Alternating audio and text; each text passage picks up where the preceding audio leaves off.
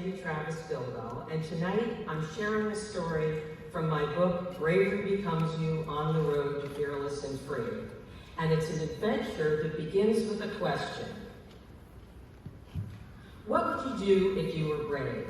That's what I wanted to know. And so when my son called and said, "Hey Mom, want to go on a 6-week camping road trip out west?" I said, "Absolutely not. I've never camped in my life." And then I said yes, and here we are, my son Travis, and I'm the scaredy cat next to him.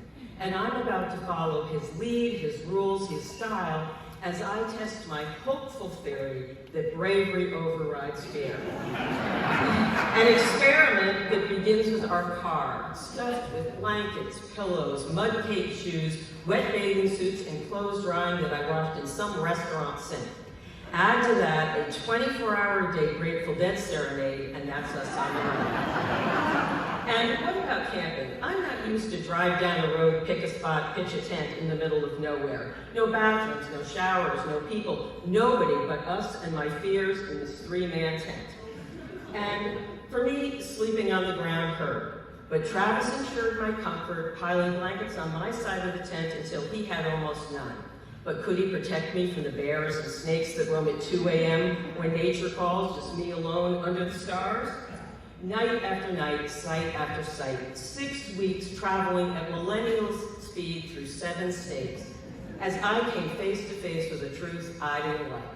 I was afraid. I wanted to be brave. And so I was always happy to wake up alive. Did I care about the sand in my sleeping bag, my rain-drenched shoes, or the fact that I was going to wear the same clothes that I slept in? I had a new question. Could I wake up scared every day and love it? Did bravery feel good?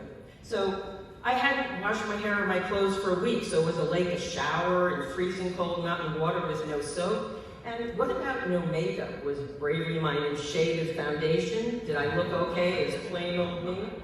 And you'll love our itinerary. We had none. We followed Travis's on-the-spot research and advice from friends like these, who we met everywhere. Although I always wanted to say, please don't tell them anything's interesting, we'll have to go there. Like sleeping on the Zion overlook with a forecast of mudslides and lightning, hoping to live long enough to take the next day's rigorous hike that someone said don't miss. Or finding our perfect campsite just as it got dark from a recommendation at a gas station. And was I afraid to look silly? Well, here I am marching down the main street of Telluride in the mushroom parade with hundreds of people chanting, "We love mushrooms." It would have been a no before, but now, would I want to miss it? But I wouldn't have minded missing the many times our car tires crossed the crumbling edge of narrow roads with steep drops down where I either cried or got out of the car and walked. Travis' suggestion, just close your eyes. So, why was I making all this fun so hard? Fear is exhausting and it's often not even true. And here was Travis saying yes to experience, while I was saying, no, I don't like this. No, I am not sleeping next to a no trespassing sign. But I did get braver, like when I saw the tree that had fallen 10 feet from our tent, and yes, we could have died. But we were already on the road, windows open, my hair whipping around in the wind, eating gummy bears, and yes, singing to the Grateful Dead.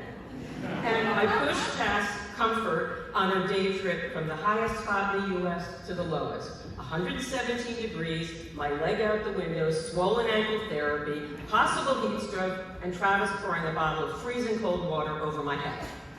And here's our beloved water bottle that we shared pre-COVID every day. Drinking water is serious out west, so when I drank, I passed the bottle to him. He did the same for me. I like to think it was our peace pipe of sharing and caring. And yes, I was brave enough to be with my son for 24 hours a day, giving up a mother's control as he showed me how to live fearless and free, even if it meant driving 11 hours to hear a band in a bar. And conflict? Well, take me to the airport, I want to go home, says it all. But I have also learned that conflict is an opportunity to practice bravery. And the more you're brave, the more you want to be brave, and eventually bravery becomes you. So my experiment was a success. Bravery does override fear, even if fear is still whispering in my ear with words that scare me. Now I know that the real risk in life is not taking a risk, and I know that life is like a road trip. And when bravery is your GPS, then every day is an adventure in being who you want to be. So what would you do if you were brave? Take a risk, and you too can discover that nothing feels better than being you, being brave.